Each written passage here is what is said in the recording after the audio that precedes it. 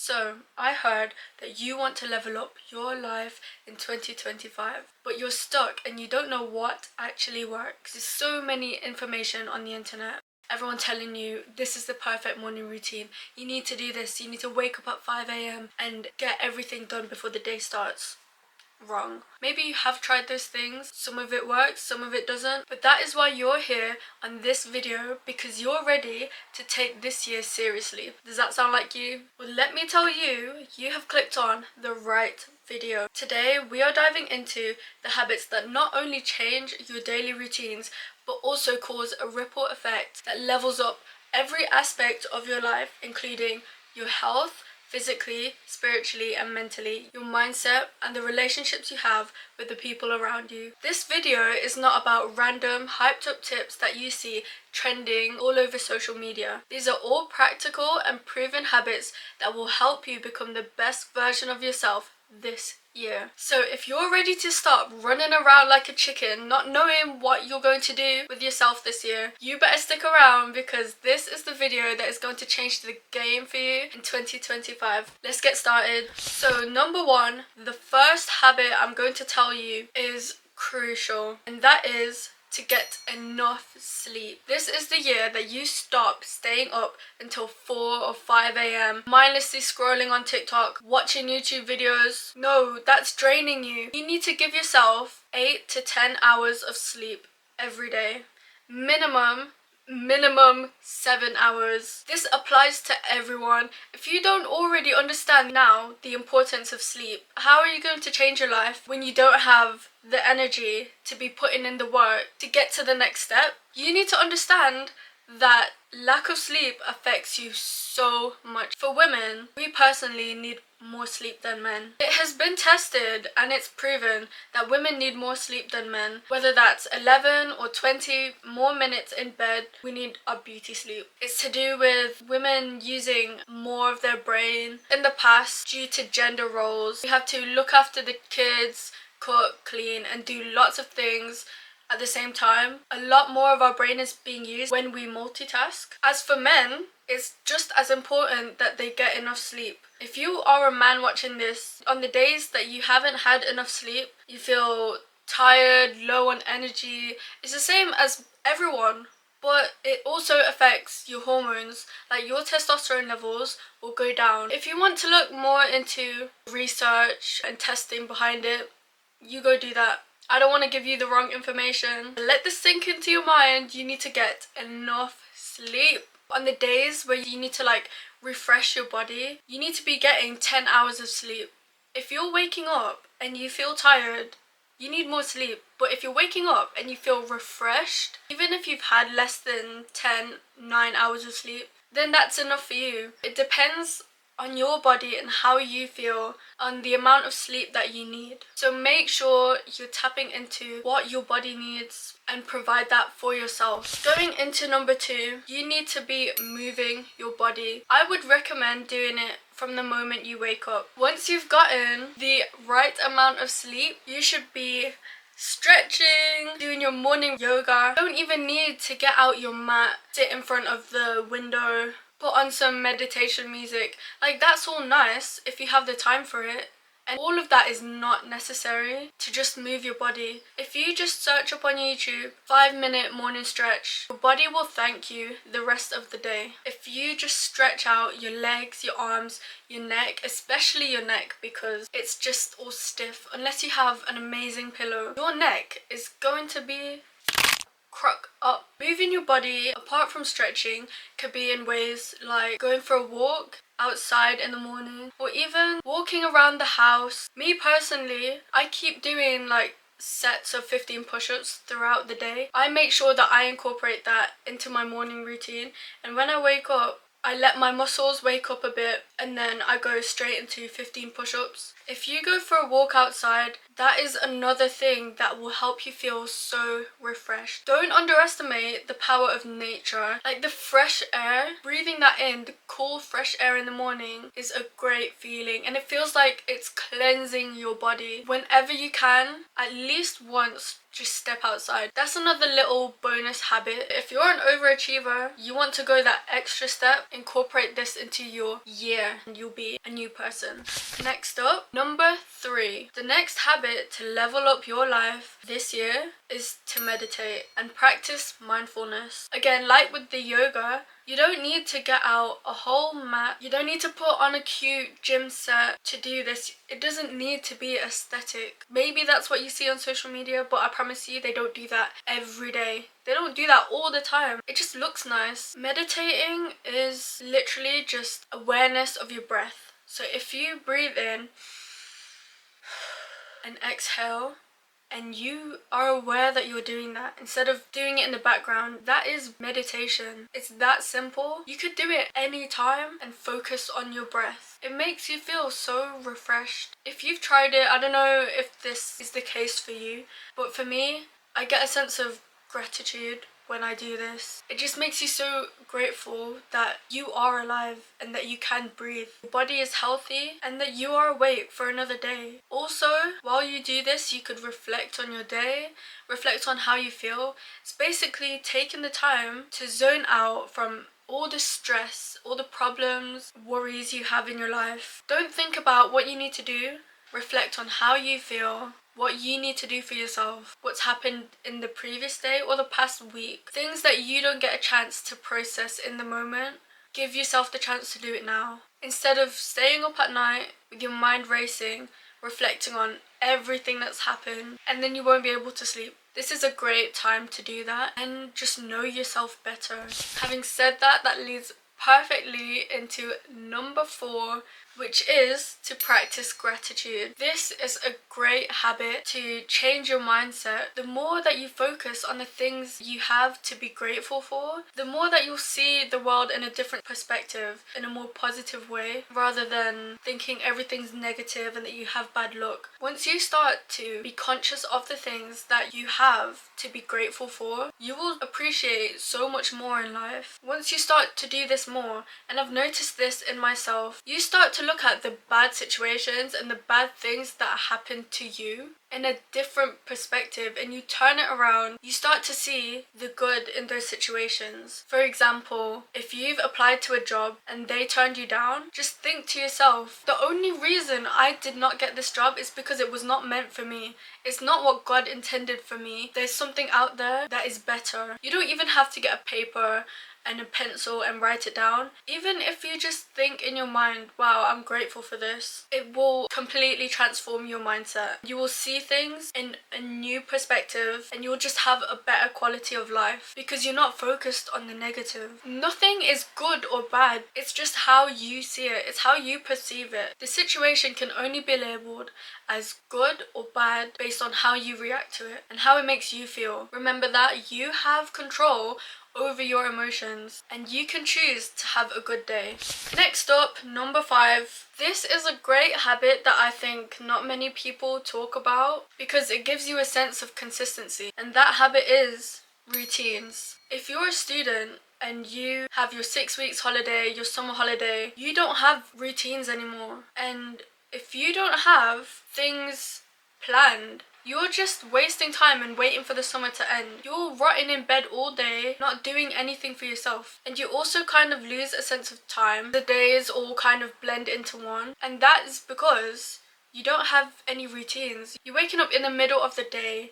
You're having breakfast at 2 p.m. I know this is a lot of you watching this video. We need to stop that this year. If you go to school or uni or your job, you wake up at 7 a.m. for school at 8.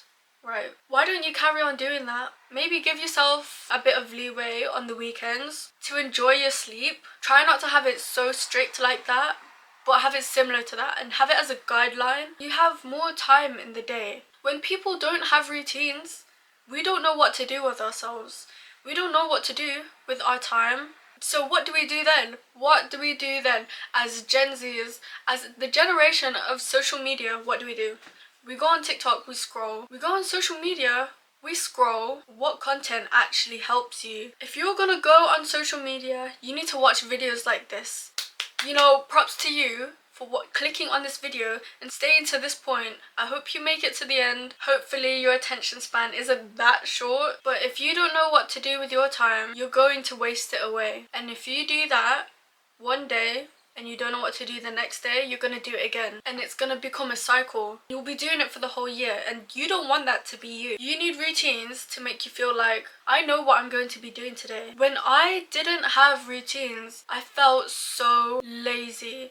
I did not even want to relax, to watch Netflix, watch my favorite shows, because I felt like I didn't deserve it, because I wasn't doing anything. So how could I relax when I had nothing that tired me out, that I needed to take a break from? All that I was doing every day was staying in bed, not going outside. You know how depressing that is? You're not getting the vitamins that you need. You're not getting the sunlight. Humans are not made for staying indoors. We were thrown on this earth in nature. We did not have houses. This brings it back to nature. Enjoy the land and the environment that God has given you. It could also be a good idea to have different routines for different levels of energy. Say if you are on your period and you have really low energy, try and create a routine specifically for that. You don't have to be a beast every day. No, have those chill days. Even if it's relaxing, if you incorporate that into your routine, as long as you have a routine, it will just raise your vibration. Catering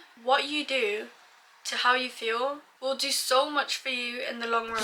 Number 6 is to set goals for yourself. If you start off with goals that you want to achieve this year, break it down into smaller steps. A goal for each month, a goal for each week, and what you can do today that will bring you on the next step to achieving that big goal. This is so important in making sure that you keep your momentum and that you're not staying in the same spot all year, because that's not what we want to do. We want to be leveling up consistently throughout the year. What better way to do that than to set goals for yourself and make sure you're achieving those, and keeping yourself accountable and giving deadlines. If you don't achieve every single goal that you set, it doesn't matter. As long as you're doing things that will help you get there. You can move it back if you really needed to. Like, don't be so hard on yourself. If you don't achieve a goal by the time you wanted to, you're closer to achieving it than you would have been if you did not set that goal,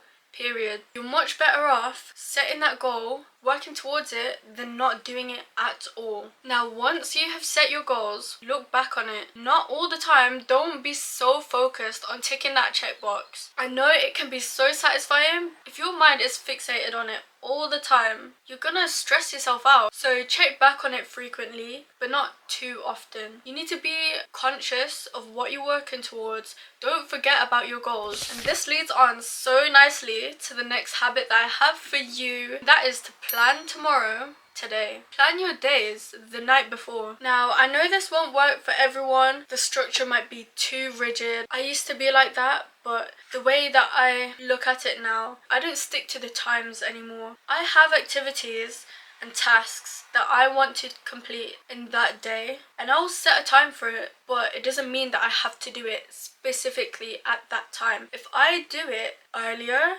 that's great. I've gotten it out of the way. If it goes past that time and I'm like, wow, I didn't do it, oh, it's fine. I'll do it later. I will fit it into my day and I will get it done. Hopefully. I plan my days with this app. I'm gonna recommend it to you guys. It's so good. The app is called Structured. It looks like this. The night before, I will think about what I want to get done that day. You can also think about your weekly goals or your monthly goals and incorporate some sort of task that will help you to get there and achieve those goals. So for me, I'm going to be consistent with YouTube. I'm telling you now, you will get more content. Don't worry. Another thing to help with planning your day, don't plan too much. I don't know if you've heard the saying, plan your to-do list, set all your tasks, put a line through half of your tasks. Think about what you really need to get done that day. Genuinely look into getting this app. It's free. Okay, so number 8. This habit is to read. The past few years when I've been making my vision boards, I always have some books on there. It doesn't need to be self-development books. Because you're watching this video, I assume you're interested in it, but not everyone likes to read them. Some people prefer to watch the videos. If you like this video, subscribe. Let me just throw that in there. And click thumbs up. Even if it's a fiction book like The Maze Runner or Percy Jackson, psychology, how the brain works, you know, whatever you're interested in, just read. Honestly, brains have gotten so lazy with social media content and everyone providing the information verbally. Once you leave school, when do you read? Do you want to increase your IQ?